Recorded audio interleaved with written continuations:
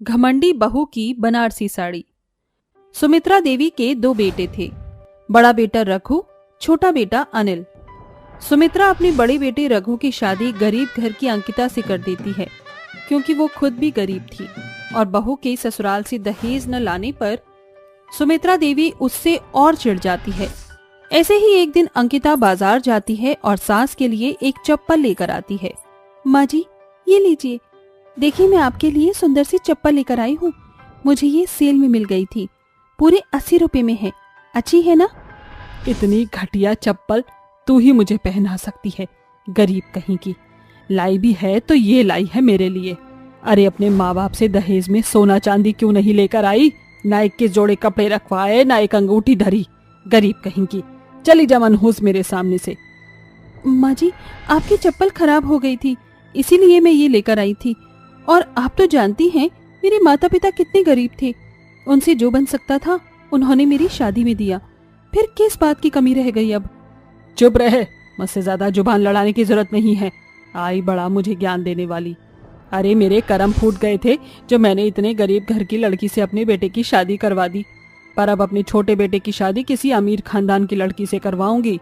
कम से कम दहेज में हीरे जेवरात एसी तो लाएगी। और ये जो चप्पल आई है ना, इससे तो अच्छा है कि मैं अपनी पुरानी चप्पल ही पहन लूं। सुमित्रा अपनी बड़ी बहू को इस कदर ताना देती है कि अंकिता की आंखों में आंसू बह जाते हैं और दोनों अपने कमरे में चली जाती हैं। वो सुमित्रा अपने छोटे बेटे अनिल के लिए पंडित जी से कहकर एक अमीर घराने की लड़की ढूंढ लेती है, जिसका नाम मोहिनी होता है। और फिर 1 महीने के भीतर दोनों की शादी धूमधाम से हो जाती है। दुल्हा दुल्हन दरवाजे पर खड़े थे। अरे मेरी प्यारी बहू आ गई। ए नासपीटी, जा जाकर आरती की थाली लेकर आ। मुझे अपनी अमीर बहू का गृह प्रवेश करना है। जी माँ जी। फिर अंकिता आरती की थाली ले आती है और सुमित्रा अपनी नई बहू की आरती कर उसका गृह प्रवेश करवाती है। अगले दिन नई बहू खूब महंगी बनारसी साड़ी में तैयार हो जाती है और सास के पैर छूती है। अरे वाह मेरी बहू, तू तो बड़ी सुंदर लग रही है। सबसे ज्यादा तेरी साड़ी और तेरे गहने तो और भी अच्छे लग रहे हैं। हाँ माँ जी, वो क्या है ना, मुझे इन सब चीजों का बहुत शौक था बचपन से, और अब जब शादी हो गई है तो मैं चाहती हूँ बन ठन कर ऐसे रहूं। बनारसी साड़ी तो मुझे काफी पसंद है। जानती हैं आप ये एक बनारसी साड़ी कितने की है? पूरे 40,000 की। इसके एक एक धागे पर काम है। अरे मोरी मैया, इतनी महंगी साड़ी, वो भी एक। इस 40,000 में तो मैं 40 साड़ी ले आती। क्लास है माँ जी, क्लास है मेरा। अरे देवरानी जी, आपकी बनारसी साड़ी तो काफी सुंदर है और महंगी लग रही है। आप आएंगे नहीं रसोई में अपनी पहली रसोई की रस्म करने के लिए? माँ जी, इतने अमीर घर से आई हूँ, अब यहाँ आकर इतनी जेवर पहनकर मैं ये बावर्ची का काम करूँगी क्या? अगर मेरी महंगी बनारसी साड़ी खराब हो गई तो? नहीं नहीं मेरी बहू, ये सब करने की तुझे कोई जरूरत नहीं है। ए नासपीटी, करम जली, मेरी अमीर बहू ऐसा कोई काम नहीं करेगी। जाकर रसोई में काम खुद ही संभाल, समझी? मोहिनी और सुमित्रा अंकिता की बहुत बेइज्जती कर देती हैं, जिससे वो रोते हुए रसोई में काम करने लगती है। ऐसे ही दिन गुजरते हैं। मोहिनी रोज रोज महंगी बनारसी साड़ियाँ पहना करती थी, जिस वजह से वो अक्सर घमंड में रहती थी और अंकिता की गरीब साड़ी देखकर बेइज्जती करती थी तो कभी मजाक उड़ाती थी। मोहिनी कभी अपनी बनारसी साड़ी में घर से बाहर निकलती थी तो आस पड़ोस के लोग उसे देखते ही रह जाते थे। ऐसे ही एक दिन पड़ोसन रेवती सुमित्रा के पास आती है। अरे कैसी है सुमित्रा? मैं ठीक हूँ, तू बता। बस मैं भी बढ़िया हूँ। मेरे बेटे की शादी की सालगिरह है तो तेरे परिवार को इनवाइट करने आई थी। सब टाइम से परसों आ जाना। ठीक है, आ जाएंगे। अरे मोहिनी बहू, आज भी तूने काफी महंगी साड़ी पहनी है, कहाँ से लाती है ऐसे तू? क्या बताऊं आंटी, खास बनारस से आती है, वो भी मैं ऑर्डर पर बनवाती हूँ। सही है, अच्छा अब मैं चलती हूँ। फिर परसों घर के सभी लोग रेवती के इनविटेशन पर उसके घर जा रहे थे तो गरीब जेठानी देवरानी के पास जाकर कहती है, देवरानी जी, आप तो तैयार हो गई और आपके पास बहुत सारी बनारसी साड़ियाँ हैं। मुझे एक साड़ी दे दीजिए जो मैं आज पार्टी में पहन जाऊं। वो क्या है ना, मेरे पास है नहीं। आई नो, आप बहुत ज्यादा गरीब हैं, तो इतनी महंगी साड़ी कहाँ से लाएंगी? और आपकी कोई औकात नहीं है जो मेरी 30-40 हजार की बनारसी साड़ियों को पहने। इसीलिए मैं आप जैसे गरीब को अपनी बनारसी साड़ी बिल्कुल नहीं दूंगी, पुरानी भी नहीं। और आपको वहाँ पार्टी में जाने की जरूरत नहीं है, कहीं इंसल्ट हो गई तो। बस देवरानी जी, बस कीजिए। और आप कितना मुझे सुनाएंगी? ओ बेचारी जेठानी जी को बुरा लग गया। अब गरीब हो तो यही सुनने को मिलेगा। अरे क्या हुआ मोहिनी बहू, तू अभी तक तैयार नहीं हुई? तू चल, इसको साथ में ले जाने की कोई जरूरत नहीं है। अंकिता, तू घर का ख्याल रख। फिर सास बहू अंकिता को घर पर छोड़कर पार्टी में चले जाते हैं। एक दिन बाद अंकिता सब्जी लेने मार्केट जाती है तो उसकी चमचमाती बनारसी साड़ी पर नजर पड़ती है, जो कि 1 लाख रुपए की थी। फिर वो वापस आ जाती है और सास से कहती है, माँ जी, आपको पता है मैंने बहुत महंगी साड़ी देखी आज। देवरानी जी को देखकर मुझे भी बनारसी साड़ी पहनने का मन करता है। माँ जी, आप मुझे एक सस्ती सी बनारसी ही दिला दीजिए, मैंने कब से साड़ी नहीं खरीदी। अच्छा, तेरी शक्ल ऐसी है ना कि तुझ पर सस्ती बनारसी भी अच्छी नहीं लगेगी, समझी? तो ज्यादा हवा में अपने पंख मत फैला, धरती पर रहे। कोई जरूरत नहीं है तुझे नई बनारसी साड़ी खरीदने की। हर बार की तरह इस बार भी सुमित्रा अंकिता की आंखों में आंसू ले आती है। वक्त गुजरता है। एक शाम दोनों सास बहू शॉपिंग करने के लिए जाती हैं तो अंकिता से कहती है, सुन नासपीटी, घर का ख्याल रखना, हम दोनों शॉपिंग पर जा रहे हैं। माँ जी, आप इसे घर पर ही छोड़कर क्यों जा रही हैं? ऐसा कीजिए, इसे भी ले चलते हैं, हमारा सामान पकड़ लेगी और 2-4 सब्जी भी खरीदनी है ना। अरे वाह बहू, ये तो तूने बहुत अच्छी बात कही। चल नासपीटी, हमारे साथ। जी माँ जी। फिर अंकिता भी उनके साथ चलती है, जिससे उसे थोड़ी खुशी मिलती है। माँ जी, ये देखिए, ये हार कितना सुंदर लग रहा है। हाँ बहू, अच्छा लग रहा है। चलें क्या सुनार की दुकान पर? तुझे तो पहले और बनारसी नई साड़ी देखनी है ना? हाँ माँ जी, आज मैं आपको भी एक महंगी सी बनारसी साड़ी दिलाऊंगी। ये महंगी महंगी बनारसी साड़ी देखकर तो मेरा भी लेने का मन कर रहा है, पर क्या करूं, मेरे पति सारे पैसे माँ जी को ही दे देते हैं। मेरी किस्मत में ही नहीं है ये साड़ी पहनना। अरे, ट्रक आ रहा है। माँ जी हटिए, देवरानी जी, ट्रक आ रहा है, हट जाइए, मुझे ही कुछ करना होगा। फिर अंकिता आते हुए ट्रक से बातों में लगे हुए अपनी सास और देवरानी को साइड करती है, जिससे वो दोनों तो बच जाती हैं, पर अंकिता की सर और हाथ में चोट लग जाती है। जेठानी जी, जेठानी जी, ये क्या हुआ? माँ जी, इनके तो बहुत सारा खून बह रहा है। हमें बचाने के चक्कर में बहू खुद हादसे का शिकार हो गई। बहू जल्दी चल, हॉस्पिटल ले चलते हैं इसे। फिर मोहिनी टैक्सी रोककर अंकिता को हॉस्पिटल ले जाती है, जहां डॉक्टर उसका इलाज करते हैं। कुछ देर बाद अंकिता को होश आता है। बहू तू ठीक तो है ना? तुझे ये सब करने की क्या जरूरत थी? अपनी जान जोखिम में क्यों डाली? इसके बावजूद भी कि हम दोनों तुझे कितना टॉर्चर करते हैं, मैंने तो तुझे बहुत कुछ शुरू से ही बोला है। हाँ जेठानी जी, मुझे भी माफ कर दीजिए, मैं बहुत शर्मिंदा हूँ। मैंने आपके साथ ये सब किया, फिर भी आपने हमारी जान बचाई। So sorry. अरे कोई बात नहीं, जो हो गया उसे जाने दीजिए, और मैं हर बात को अपने दिल पर नहीं लगाती। आप दोनों को उस ट्रक से नीचे आने थोड़ी देती। माफी की कोई बात नहीं, अब हम सब एक नए सिरे से शुरुआत करेंगे।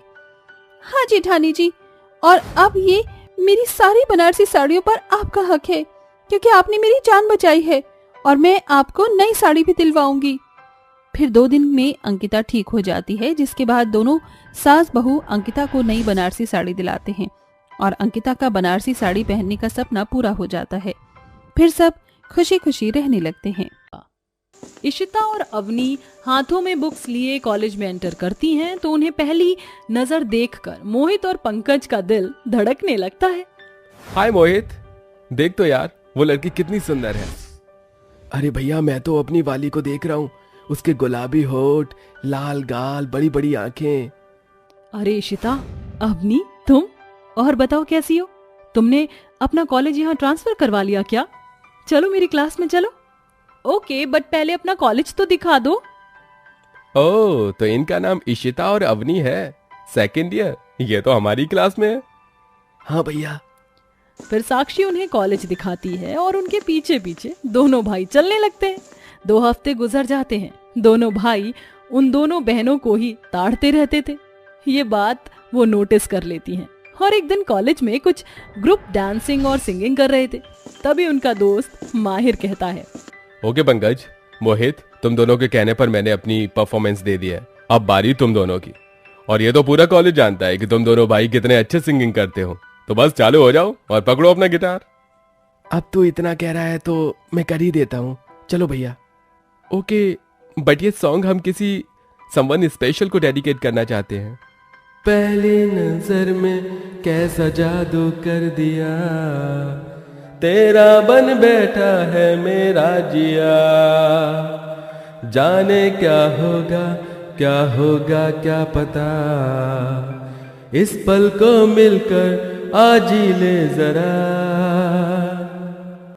मैं हूँ यहाँ, तू है यहाँ, मेरी बाहों में आ भी जा। ओ जाने जा दोनों जहां, मेरी बाहों में आ जा। ला baby I love you, baby I love you. सभी लोग उनका गाना सुनकर तालियां बजाते हैं। वहीं दोनों बहनें भी गाने को सुनकर शर्मा जाती हैं। अवनी, मुझे ऐसा क्यों लग रहा है ये गाना इन्होंने हमारे लिए गाया है? हाँ दीदी, मुझे भी यही लग रहा है और वो हमें देख भी रहे हैं। I think they both like us. चल यहाँ से चलते हैं। फिर दोनों बहनें आगे जाती हैं तो पंकज और मोहित उनका पीछा करते हैं। दीदी, वो हमारा पीछा कर रहे हैं। तू चल अवनी, हमें इन सब चक्कर में नहीं पड़ना। तू जानती है ना हमारा एम क्या है, और ये प्यार व्यार कुछ नहीं होता है। यार, ये तो हमको देखकर और तेज चल रही है। भैया, आगे पानी है, कहीं गिर गई तो हमें रोकना होगा। जल्दी चल अवनी यहाँ से। दोनों बहनें जल्दी चलने लगती हैं और पानी की तरफ देखती ही नहीं है। दोनों फिसलती हैं। इतने में दोनों भाई उनका हाथ पकड़कर उन्हें बचा लेते हैं। आप ठीक तो है ना? पानी में इतनी जल्दी क्यों चल रही थी? हम ठीक हैं, पर तुम हमारा पीछा क्यों कर रहे थे? बात करनी थी। हाँ, हम जानते हैं आपने हमारा गाना सुना, आप भी पसंद करती हैं ना? अच्छा, सारी बात हवा में लटका कर ही करोगे क्या? गाइस, अगर तुम्हें बात करनी है तो कैंटीन चलते हैं। ओके। फिर चारों कॉलेज कैंटीन जाकर बातें करते हैं। सो तुम दोनों हम दोनों से लव एट फर्स्ट साइट वाला प्यार करते हो? हाँ, पर सिर्फ इतना ही नहीं, मंडप तक 7 फेरे 7 जन्म वाला प्यार करते हैं। एंड वी नो आप दोनों भी पसंद करते हैं, और नहीं तो हमें टाइम स्पेंड करना चाहिए साथ साथ। एक मौका देने में कोई हर्ज नहीं है। गाइस, तुम दोनों बहुत जल्दी कर रहे हो, बट ओके, एक चांस तो बनता है। हाँ अवनी और पंकज, मोहित, एक बात कहनी थी कि हम दोनों बहनें 3-4 साल तक सिर्फ पढ़ाई पर ध्यान देना चाहते हैं, तो शादी नहीं कर सकते जब तक। कोई बात नहीं, हम भी स्टडी पर ही ध्यान देंगे, पर साथ तो रहेंगे ना? हाँ बिल्कुल। ओके, तो कल डेट पर चले हम दोनों? हाँ चलो चलो। और इस तरह उन चारों की प्रेम कहानी शुरू हो जाती है। अगले दिन चारों डेट पर जाते हैं और अपनी गर्लफ्रेंड को घुमाते हैं, मूवी ले जाते हैं, और इस तरह स्टडी भी खत्म हो जाती है। चारों एक दूसरे को करीब से जान लेते हैं और अपने घर में शादी की बात करते हैं, जहां चारों का रिश्ता फिक्स हो जाता है। और शादी से एक दिन पहले नाइट में इशिता पंकज से बात करती है। पंकज, आई कांट बिलीव कि हमारी कोई शादी होने वाली है। इतना समय कैसे बीत गया पता ही नहीं चला। आज भी तुम्हारा वो गाना ना मेरे लिए बहुत फेवरेट है। पहली नजर में कैसा जादू कर दिया। देखा बेटा, मेरा जादू ऐसा चला कि कल हमारी शादी होने वाली है। I love you and I miss you Ishita. I love you too and I miss you too Pankaj. अगले दिन चारों की धूमधाम से शादी हो जाती है। दोनों नई नवेली दुल्हन की तरह लाल साड़ी में आती हैं और रसोई में नाश्ता बनाती हैं। अरे वाह, मेरी प्यारी बहू ने क्या बनाया है, बहुत सुंदर लग रही हो। तू तू तू तू नजर ना लगे। माँ जी, हमने गाजर का हलवा, पूरी और चाय नाश्ते में बेसन के चीले। हाँ माँ जी। अरे बहू, देख तो दरवाजे पर कौन आया है सुबह सुबह। माँ जी, मैं जाती हूँ। तभी पोस्टमैन उसे एक लेटर देता है, जिसे पढ़कर इशिता खुशी से फूले नहीं समाती है। ओ माय गॉड, हमारा सपना पूरा होने वाला है। अब हम आर्मी ज्वाइन कर रहे हैं। मुझे सबको खुशखबरी देनी होगी। इशिता और अवनी घर में सभी लोगों को इकट्ठा करके अपने आर्मी ज्वाइन करने वाली बात बताती हैं, जिस बात से सास सुमन आपत्ति जताती है। ये तुम दोनों क्या बोल रही हो? मुझे तो बताया नहीं कि तुम दोनों फौजी बनने वाली हो। हाँ, अवनी और भाभी आप भी। आप दोनों ने हमें इतने सालों से क्यों नहीं बताया कि आप इस चीज की तैयारी कर रही हैं? हम बताते तो शायद आप मानते नहीं, और फिर हम भूल गए और हमारा ये ज्वाइनिंग लेटर आ गया। हमें जाना होगा। हाँ माँ जी, पापा जी, पंकज, समझने की कोशिश कीजिए।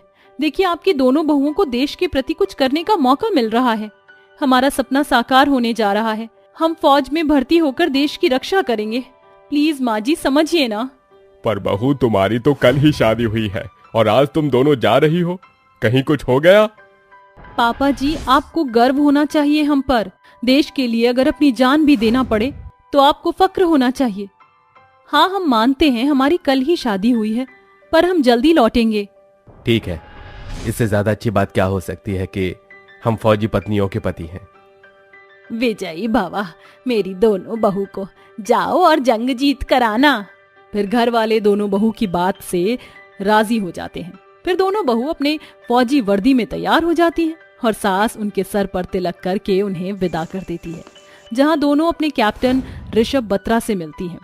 वो उन्हें कुछ दिन और ट्रेनिंग देते हैं खुफिया चीजों की, जहां दोनों बॉर्डर पर अपने फौजी साथियों के साथ दुश्मनों के छक्के छुड़ाती हैं। एक मिशन खत्म करते हैं, दूसरा मिशन आ जाता है।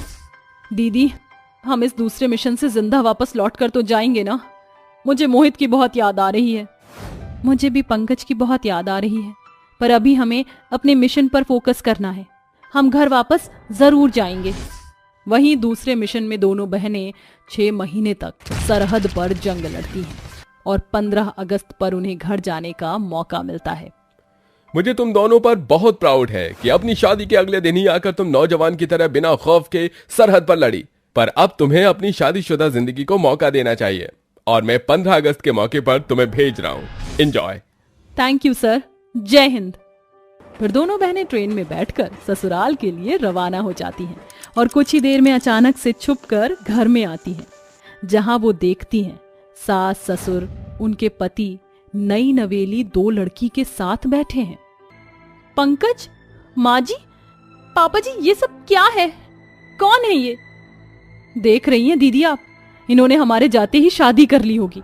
हमारा इंतजार नहीं कर सकते थे तो मोहित और जेठ जी आप भी? हम दोनों बहनों को इतना बड़ा धोखा दिया। जी पंकज, हम देश की रक्षा करने के लिए क्या चले गए और आप सबने हम फौजी बहुओं के पीठ पीछे ये किया।